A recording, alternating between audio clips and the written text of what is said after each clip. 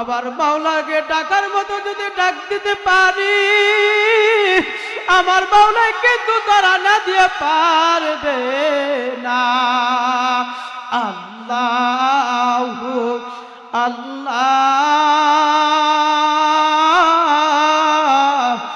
আল্লাহু আল্লাহ, আল্লাহু আল্লাহ। ডাক দেন, মজা লইয়া ডাক দেন। আমার আল্লাহ তাকাই আছে, বলেন আল্লাহু আল্লাহ,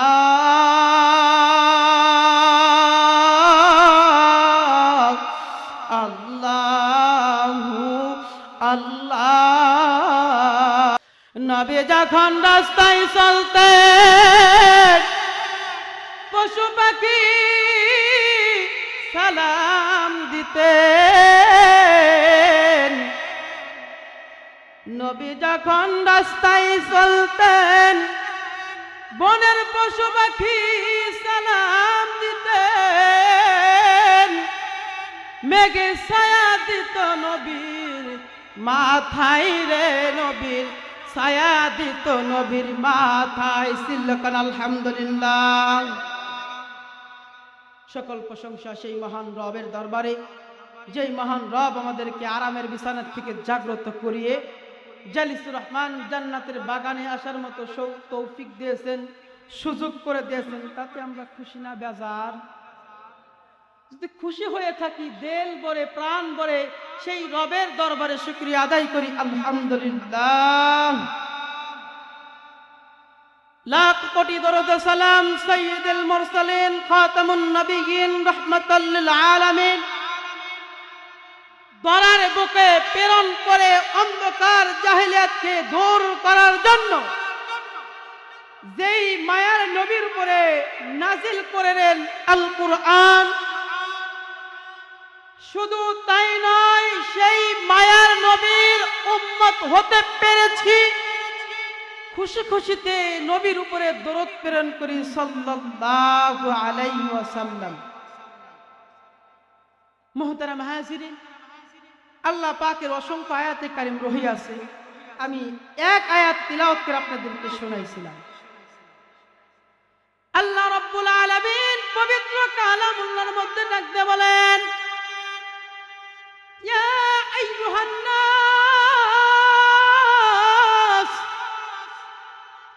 হে মানুষ সকল, তোমরা শুনিয়া লও, কু আনফুসাকুম ওয়া আহলিকুম নারা, তোমরা নিজেরা জাহান্নাম থেকে বাঁচো, তোমাদের পরিবারকে জাহান্নাম থেকে বাঁচাও। কি বললেন? নিজে জাহান্নাম থেকে বাঁচো, পরিবারকে কি করো? কথা কন না কেন? নিজে বাঁচো, পরিবারে বাঁচাও। এতে সন্দেহ আছে? দুনিয়াটা এমন হয়ে গেছে, আল্লাহ যা বলছেন তার বিপরীত চলা শুরু হয়েছে। কথা কন না কেন? নিজে নামাজ পড়ি না, সন্তানরাও নামাজের কথা বলি না। নিজে নামাজ পড়ি না, বিবিরেও নামাজের কথা বলি না। নিজে রাসূলের সুন্নাত মানি না, পরিবাররাও রাসূলের সুন্নাত মানার কথা বলি না। কথা কন না ঠিক নেবে ঠিক? আল্লাহ বললেন যে বান্দা, তোমরা জাহান্নাম থেকে বাঁচো, তোমাদের পরিবারটাকে বাঁচাও। আজকাল গুনাহ থেকে বাঁচার ফিকির নাই, গুনার মধ্যে জড়িত হওয়ার ফিকির চলে। কথা কন না কেন? যেমন ইতিহাস বললে চলবে না। আপনাদের মাঝে কয়েকদিন আগে গানের আসর সাজানো হয়েছিল। সন্তান গানের মজমার মধ্যে যায়, বাবা ওই গানের মজমার মধ্যে যাইতে বাধা দেয় না। কি জন্য? বাবাও গুনার সাথে জড়িত, বাবা কেমনি সন্তানকে গুনার থেকে বাঁচাইব? চিল্লা কোন কথা ঠিক নেবে ঠিক? কদর রব্বি দারি বল কামাল আনতা হাসবি আনতা রব্বি যুল জালাল। ও নবীর উম্মতের দল, ভালো করে শুনিয়া লন। এক প্রসিদ্ধ তাবি হযরত মুবারক রাহমাতুল্লাহি আলাইহি আমার সাথে কথা বলবেন, কথা না বললে কিন্তু কথার জবাব পাবেন না। হযরত মুবারক রাহমাতুল্লাহি আলাইহি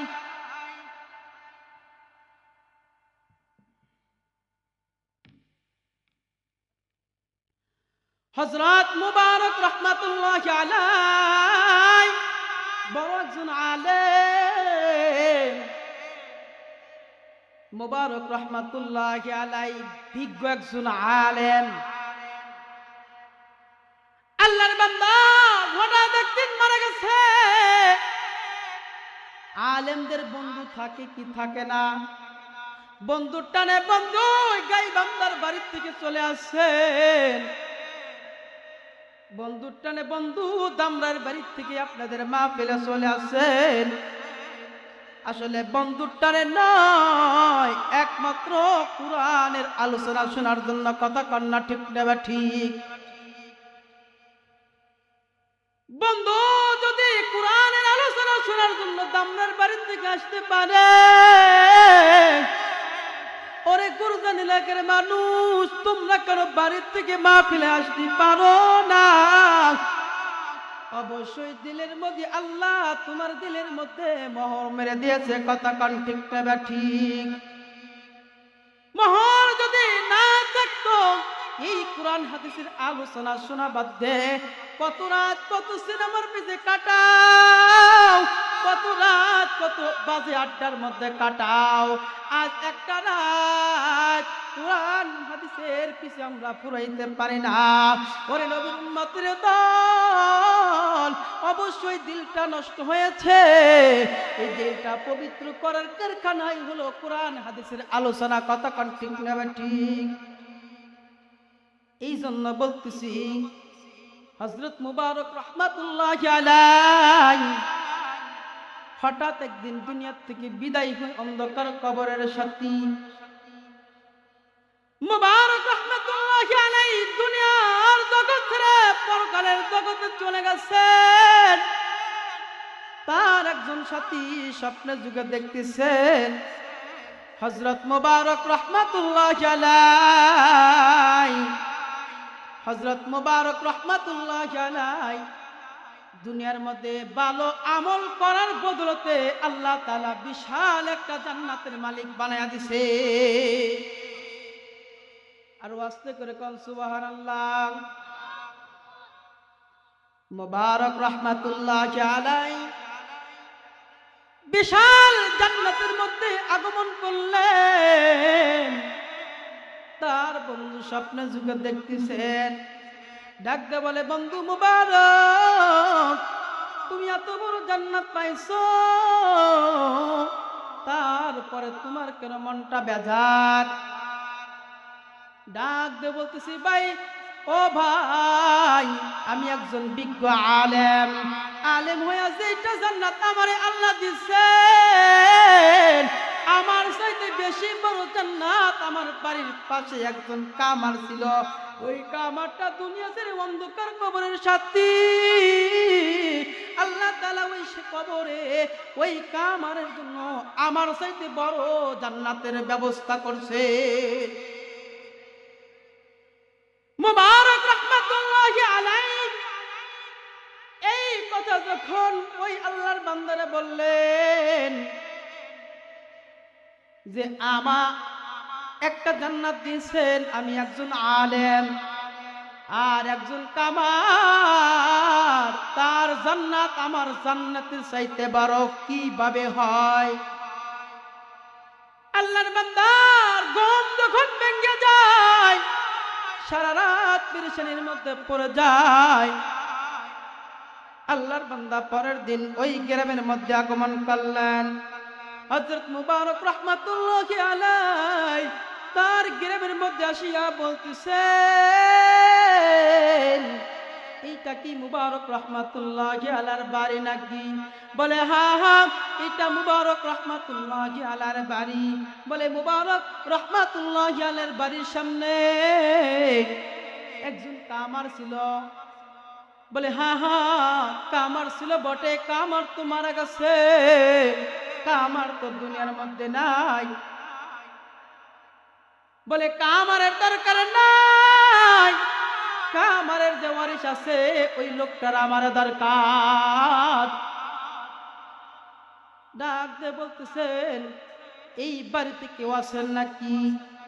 কামারের দরজায় লক করলেন। লক করার পর কামারের বিবি বলতেছেন, কে বলছেন? বলে আমি অমুক। বলে কি জন্য আছেন? ডাকতে বলে বোন, আমি আপনার সঙ্গে 5টা মিনিট কথা বলার জন্য আসছি। ঘরের খবর, স্বামীর খবর বিবি ছাড়া ভালো কেউ জানতে পারে। স্বামী 2 নাম্বার না 6 নাম্বার, এটার খবর কে জানে? কথা বলেন না, কে জানে? ঘরের বিবি জানে নাকি? পানের বিবি ডাকতে বলতেছে, বোন, হযরত মুবারক রাহমাতুল্লাহি আলাইহি বিজ্ঞ আলেম, বিজ্ঞ আলেমের একটা জান্নাত আল্লাহ বন্ধ করে দিয়েছেন, কিন্তু মুবারক রাহমাতুল্লাহি আলাইহি চাইতে আপনার স্বামীর জান্নাতটা বড়। ওরে বোন, কি কারণে জান্নাতের এত বড় মালিক হইলেন আমার একটু জানাইবেন। মুবারক রহমাতুল্লাহি আলাইহির চাইতে এই কামার কি আমল করেছে? কি আমল করছে রে বোন, যে এক বিজ্ঞ আলেমের চাইতে কামারের জান্নাত বড়?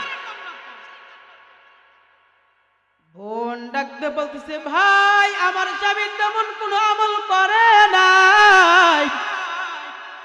আমার স্বামী একজন কামার, তিনি বড় শিক্ষিত নয়, তিনি একজন মূর্খ লোক ছিলেন। কিন্তু আমার স্বামীর 2টা গুণ ছিল। কয়টা গুণ? 2টা গুণ। নাম্বার 1, তার স্বামী ডাকতে বলতেছে, ভাই হযরত মুবারক রহমাতুল্লাহি আলাইহি গরমের দিন তার বাড়ির ছাদের মধ্যে রাত্রি বেলায় যখন নফল ইবাদত করার জন্য দাঁড়ায় যাইতেন, আমার পানের স্বামী মুবারকের দিকে তাকাইয়া হাউমাউ করে কেঁদে দিয়েছে আর বলছে, মালিক এটা কেমন বিচার? একজনকে তোমার কুদরতে বায়ে সিজদা দাও, আরেকজনে দিয়ে তুমি লোহার পিটুনি দাও, এটা কেমন বিচার?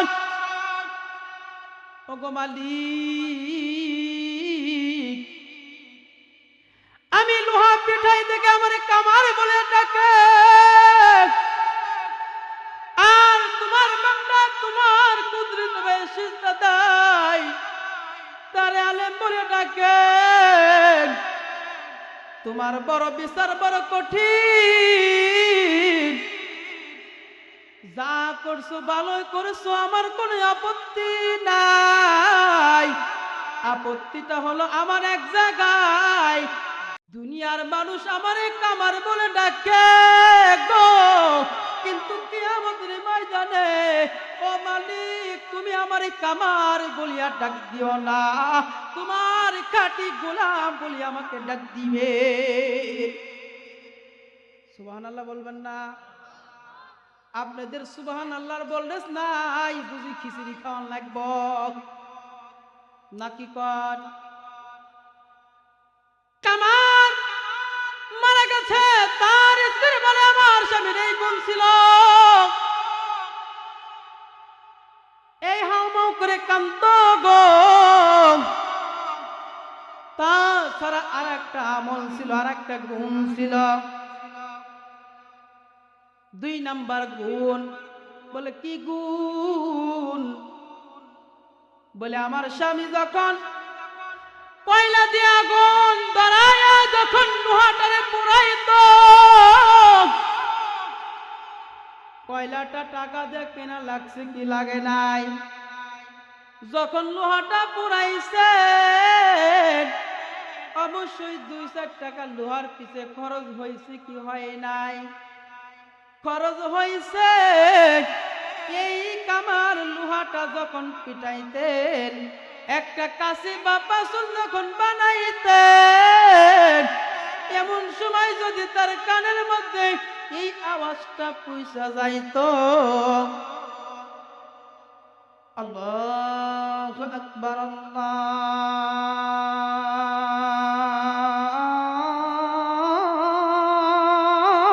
আল্লাহু আকবার,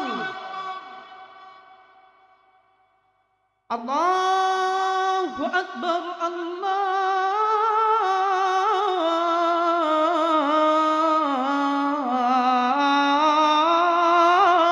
আকবার। হযরত কামাল এই আল্লাহু আকবার আওয়াজটা তার কানের মধ্যে যখন বেরি খাইতো, যদি এইভাবে লোহা উঠাই, হাতুড়ি উঠাই লোহাকে পেটুন দেওয়ার জন্য, ওই কামারের একটা গুণ, লোহাটা উঠাইছেন, আজানের আওয়াজটাও বাড়ি খাইছে, ওই লোহার হাতুড়ি আর সামনের দিকে নামাই নাই, ওই হাতুড়ি পিছন থেকে পালাইয়া সুদা আল্লাহর কুদরতি ভাই সিজদা দেওয়ার জন্য বের হয়ে গেছে। চিল্লা কান্না সুবহানাল্লাহ। এই হলো কামারের 2টা গুণ। এই 2টা গুণ করার কারণে আল্লাহ বিশাল বড় একটা জান্নাতের অধিকারী বানাইছেন। ওরে নবীর উম্মতের দল, আজ সমাজটা নষ্ট হয়ে গেছে গো। বাড়ির সাথে মসজিদ নাই, মসজিদের হাতে বাড়ি। এত সুন্দর মসজিদ থেকে আজান হয়, আর মসজিদের মধ্যে মুসল্লি পাওয়া যায় না। অবশ্যই দিলের মধ্যে পাথর মারছে। এই পাথরকে যদি দূর করতে হয়, অবশ্যই রবের পায়ে সিজদা দেওয়া লাগবে কি লাগবে না? ওগো নবীর উম্মতিরা, হয়ে আজি দিশাহারা, ওগো নবীর উম্মতিরা, হয়ে আজি দিশাহারা। নামাজ রোজা ছেড়ে দিয়ে যখন যাহা চাই মনে, নামাজ রোজা ছেড়ে দিয়ে যখন যাহা চাই মনে, নবী বিনে কে তারাবে পুলসিরাত মিজানে, নবী বিনে কে তারাবে পুলসিরাত মিজানে। এমন ইতিম নবী আমার, পিতা মাতা নাই যে তাহার। এমন ইতিম নবী আমার, পিতা মাতা নাই যে তাহার। তারপরে যে কত মারা মারলো তাহারে দুশ্মনে, নবী বিনে কে তারাবে পুলসিরাত মিজানে, নবী বিনে কে তারাবে পুলসিরাত মিজানে। চলো চলো চলো মুমিন, চলো নবীর সন্ধানে, চলো চলো চলো মুমিন, চলো নবীর সন্ধানে, নবী বিনে কে তারাবে পুলসিরাত মিজানে, নবী বিনে কে তারাবে পুলসিরাত মিজানে। আল্লাহর পয়গম্বর নবী আলাইহিস সালাতু ওয়াস সালাম বিজয় হজের বছরের মধ্যে একটা হাদিস বর্ণনা করলেন। তারাকতুকুম ফি আমরাইন লান তাদিল্লু মা তামাসসাকতুম বিহিমা কিতাবাল্লাহি ওয়া সুন্নাতুর রাসূলিহি।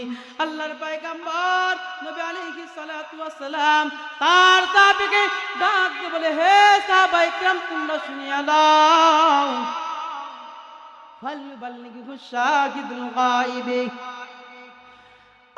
উপস্থিত সাহাবায়ে কিরাম, তোমরা শুনিয়া নাও, তোমাদের মধ্যে যারা উপস্থিত হইতে পেরেছে আর যারা হইতে পারে নাই, আল্লাহ রাসূল বলেন, বাল্লিগু আন্নি ওয়ালাউ আয়া, আমার পক্ষ হইতে একটা বাণী অপর নিকট পৌঁছায়া দাও।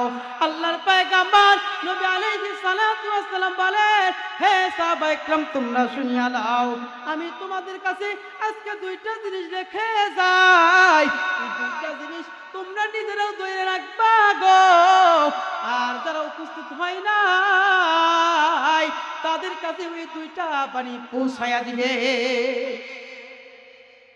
সেই দুইটা জিনিস জানা দরকার আছে না নাই? এক নাম্বার আল্লাহর কোরআন। আল্লাহ তাআলার কোরআন আমাদের কাছে রেখে দিয়েছেন।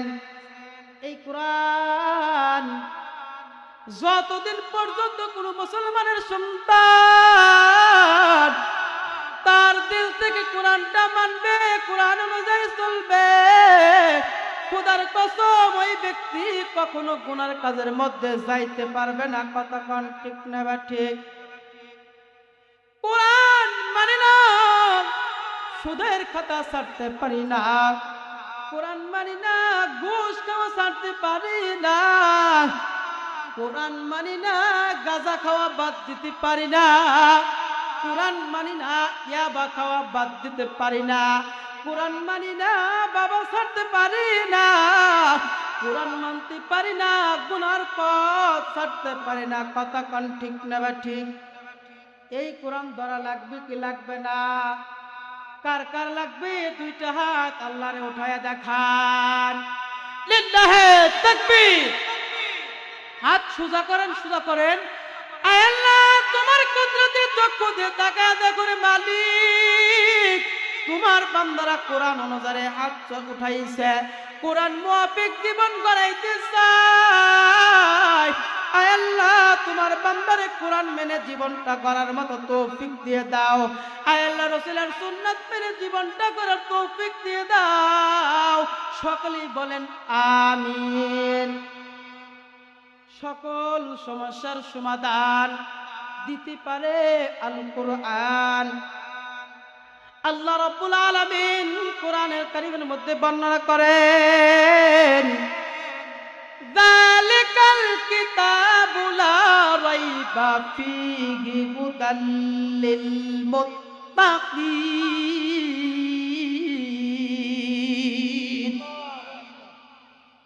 দুনিয়ার বিজ্ঞান বই বানাইলে বইয়ের মধ্যে ভুল থাকে, আর আল্লাহ তাআলা এমন একটা বই বানায় দিলেন যে বইয়ের মধ্যে কোনো ভুল নাই। ভারতের দুইজন বিজ্ঞ বৈজ্ঞানিক নীল আর মাস্টার, এরা দুইজন বড় পণ্ডিত। এই বড় দুইজন পণ্ডিত আল্লাহর কোরআনের ভুল ধরার জন্য কোরআনটা রিসার্চ করা শুরু করলেন।